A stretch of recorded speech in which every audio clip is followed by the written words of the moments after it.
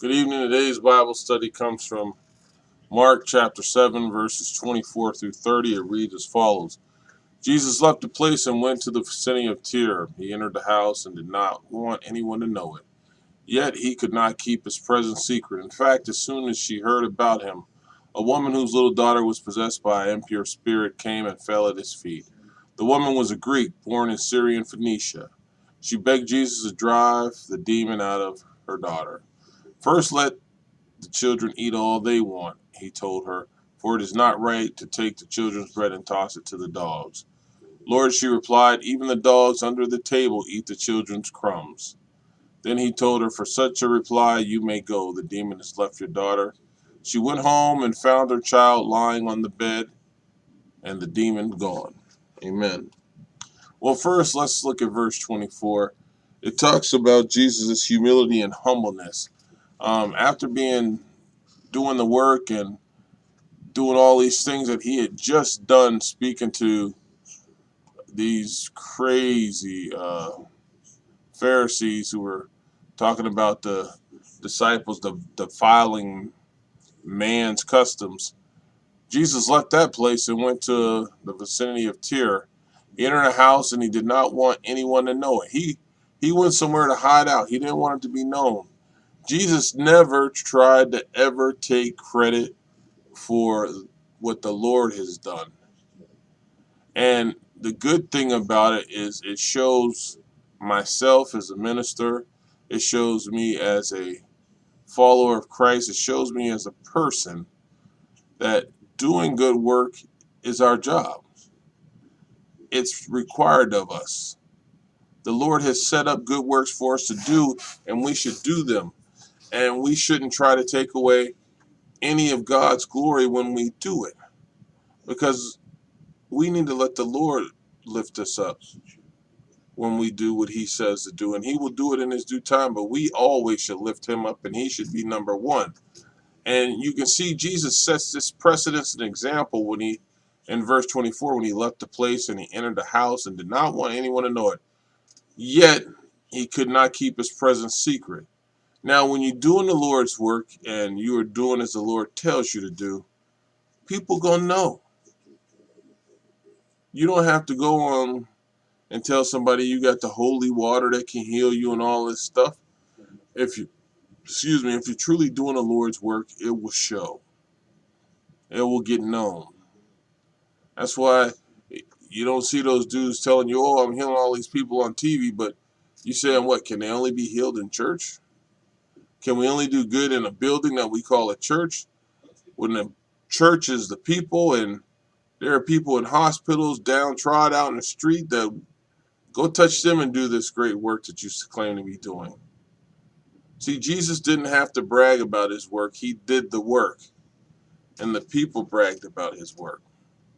So in verse 25 it says, in fact, as soon as this woman heard about him, a woman whose little daughter was possessed by an impure spirit came and fell at his feet.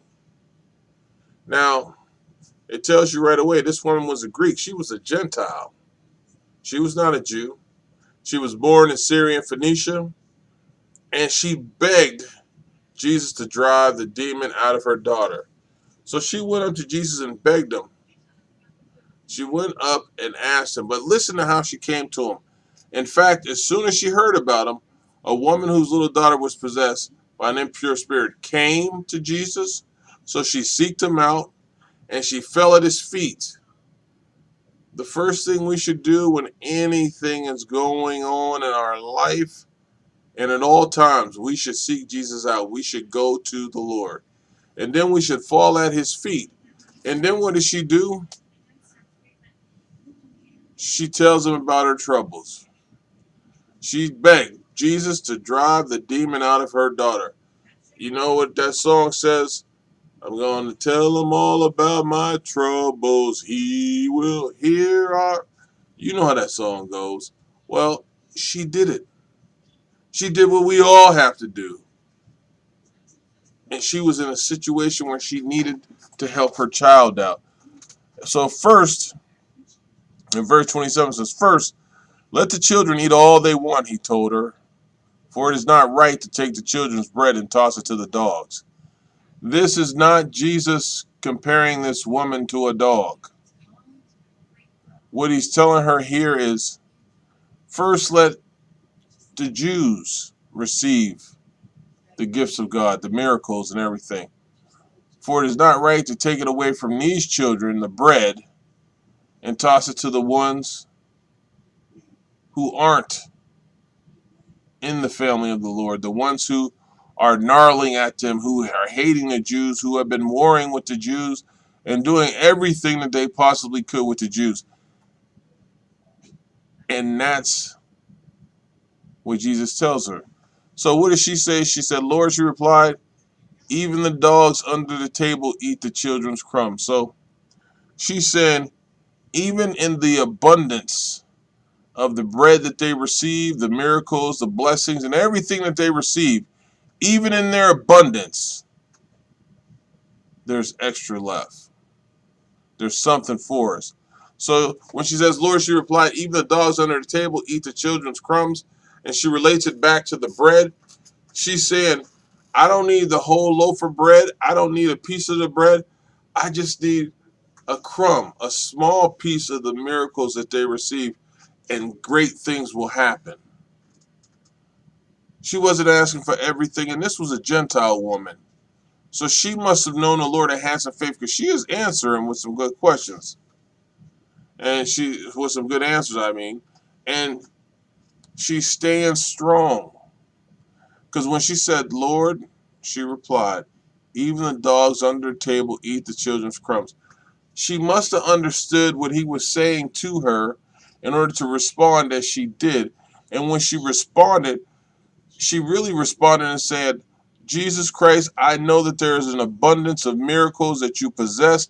And even though you give things to the Jews first, I know that there is so much out there that for everybody else, there is a gift and a blessing that we can also have. And remember, the Lord reigns on the righteous and the unrighteous. They are blessed just like we are. If they get an extra day of life, they've been blessed. And this woman is acknowledging not only Christ, but his power and what he has. And she must have great faith to recognize that he has an abundance of miracles and blessings to give out. And that they're going to keep coming out because she's heard about them. People have been talking about him, and he's been doing them and teaching them and showing them. So when she says, Lord, she replied, even the dogs under the table eats children's crumbs. She's just saying, even that little miracle, even that little piece of leftover miracle, I'll take it. I need it. And then the Lord, being Jesus, then he told her, for such a reply, you may go. What he was saying, for such an answer, for such faith, for such knowledge about me, you may go. You believe, you understand, you Gentile. Uh-oh. And Jesus never said he didn't have anything for the Gentiles, because if you go back to verse 27, it says, first, let the children eat all they want. And that's the first part. It says, first, let them. So if he said first, and there had to be a second, a third, or a fourth, or a fifth. So there was more there, but you had to go to who was supposed to be first and follow the order. And she understood this. And the reply that she gave to Jesus, as I said in verse 29, says, then he told her, for such a reply, you may go. The demon has left your daughter. Now, we have to remember, because this is like the centurion, the daughter was not with the mother. She was at home. And she went home and found her child lying on the bed, and the demon was gone. Once again, faith from a distance, the Lord healed and does it. And when she got home, the child was lying on the bed and the demon was gone. And all she got was a crumb. You better take that crumb. You better get with that crumb, because a crumb from the Lord can do great things. And I'm so glad that this sister recognized it and understood it and acknowledged who Christ was. Amen.